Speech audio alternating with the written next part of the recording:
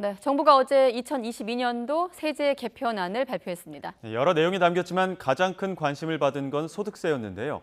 세금에 어떤 변화가 있을지 경제부 조태현 기자와 짚어보겠습니다. 어서 오십시오. 네, 안녕하세요. 계속 금요일마다 뭐 물가 얘기, 네. 부동산 얘기, 올라간다는 얘기 하다가 일단은 세금 얘기로 좀 오늘은 전환이 됐습니다. 자, 소득세 과세 표준 구간이 수수를 받았다는 표현도 있던데 일단 네. 직장인들 입장에서 가장 좀 와닿는 건 소득세일 텐데 그렇죠. 15년 만에 변화라고요. 사실 이게 세금이라는 게 우리한테 정말 밀접한 연관이 있는데 네. 워낙 어려워가지고 이해하기가 어려워요. 이 세금을 계산할 때는 과세 표준 구간이라는 게 있습니다. 네. 이 구간에 따라서 세금이 달라지고요. 소득이 많으면 많을수록 더 많은 세금을 내는 구조예요. 근데 이 과표 구간이 15년 동안 한 번도 바뀌질 않았습니다. 네. 지금 나오고 있는데 2008년에 연봉이 3천만 원이었던 직장인을 가정을 해볼게요. 지금 그때 당시에는 소득세가 37만 7천 원이었는데 지금 딱 물가 상승률만큼만 연봉이 올랐다고 가정을 하면은 지난해 연봉이 3,950만 원이 됩니다. 근데 물가 상승률만큼만 올랐기 때문에 실질 소득은 같은 상황이란 말이에요. 그런데 과세 표준이 바뀌지 않았기 때문에 소득세는 77만 7천 원으로 두 배가 넘게 늘어나는 이런 상황이 돼버립니다.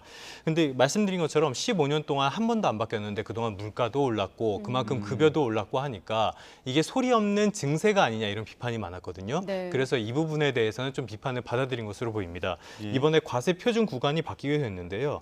가장 낮은 세율인 6% 구간이 1,200에서 1,400만 원으로 늘어나게 됐고요. 그리고 15%가 나오는 1,400만 원에서 5천만 원 구간 이 부분도 좀 내용이 바뀌었습니다. 네.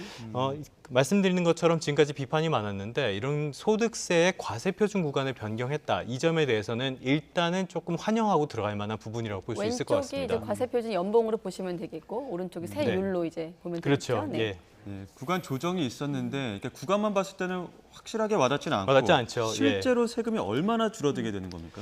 조금 전에 연봉이라고 말씀하셨는데요. 네. 정확하게는 연봉이랑 조금 차이가 있습니다. 연봉에서 각종 공제를 뺀 것이 이 과표 구간의 지표가 되거든요. 그러니까 실제 연봉이랑은 다소 차이가 있습니다. 가장 크게 영향을 받는 데가 4,600만 원에서 8,800만 원 구간인데 연봉이 7,800만 원인 직장인을 가정을 네. 해볼게요. 예. 왜냐하면은 이 사람의 과세 표준이 한 5천만 원쯤에 걸리거든요. 이 사람의 소득세 부담 금액이 530만 원에서 476만 원으로 줄어들게 됩니다. 네. 그러니까 지금 나온 것처럼 54만 원이 줄어들게 돼요. 그런데 고소득층에게는 이렇게까지 그 혜택이 필요가 없잖아요. 그래서 세액 공제의 한도를 조금 줄였습니다. 24만 원이 줄어들게 되고요. 여기에 추가되는 게 있는데 식대에 대한 소득 비과세 한도입니다. 이게 말이 조금 네. 어려운데 그러니까 결국에는 세금 부담이 추가로 줄어든다는 뜻입니다. 예. 연봉이 한 8천만 원짜리 근로자, 8천만 원인 근로자라면은 이걸로 54만 원이 소득세로 줄어들고요. 식대 비과세 조정으로 29만 원이 줄어듭니다. 그러니까 합계해서 한 83만 원 정도 세 부담이 줄어든다. 이렇게 볼 수 있겠습니다. 예.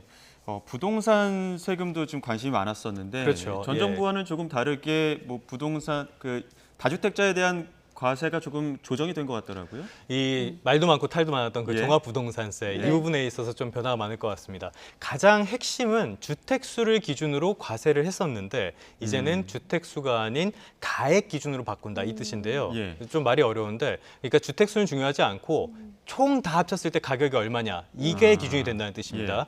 그 지금도 다주택자에겐 징벌적으로 세금을 아주 무겁게 물리는 소위 말하는 중과세라고 하죠. 네. 그런 정책을 하고 있는데 이것은 폐지되고요.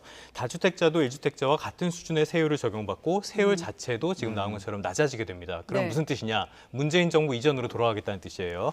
그러면 서울에서 공시가격 합산 금액인 20억 원의 주택 두 채를 가진 사람을 예로 들어보면은 올해는 종부세가 3,114만 원인데 이게 2020년에 두 배가 넘습니다. 예. 네. 당연히 이게 부자감세 논란이 있을 수밖에 없겠죠. 종부세라는 게 일종의 네. 부유세 성격을 가지고 있는데 그걸 낮추기로 했으니까 부자감세라는 비판은 나올 수밖에 없습니다. 부자들 민원 해결했다 뭐 이런 그렇죠. 야당에서는 공격하더라고요. 비판은 나올 수밖에 없어요. 네. 지금 보면은 실제로 그 종부세에 그러니까 조정 대상 지역에서 2주택을 보유했을 때 상당히 많은 종부세가 나오던 게 이 개정안이 통과되면은 네. 전체 합계 가격으로만 계산을 하기 때문에 종부세가 상당히 줄어듭니다. 그래서 그런 비판이 나올 수밖에 없는데요.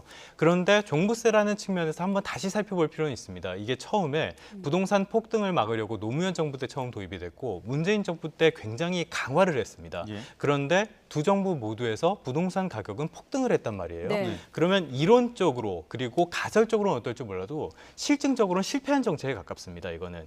그렇고 또 좀 허술한 측면도 많았고요. 이런 측면에서는 좀 손을 볼 필요도 있었습니다. 그리고 주택 전체 가격이 아니라 주택의 수로 조세를 매긴다는 것, 과연 이게 적절한 거냐 이런 비판도 많았고요. 그래서 이 부분에 대해서는 좀 조정이 필요한 부분은 있었다고 보고요.